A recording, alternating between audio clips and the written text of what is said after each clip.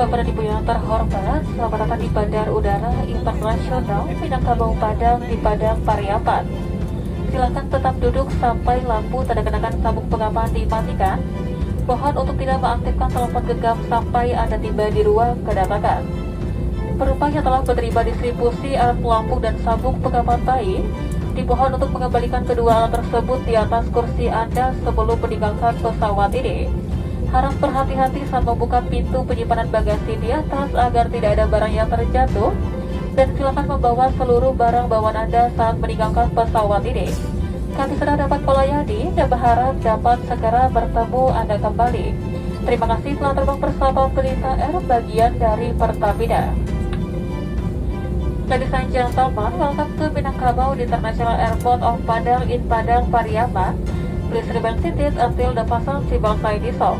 Please do not activate your mobile phone until you arrive at the arrival hall.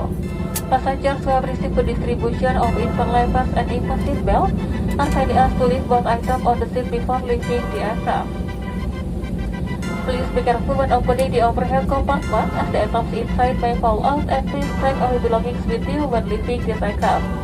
It has been a pleasure looking after you, and we hope to see you again soon. Thank you for flying Pelita Air, a member of Pertamina.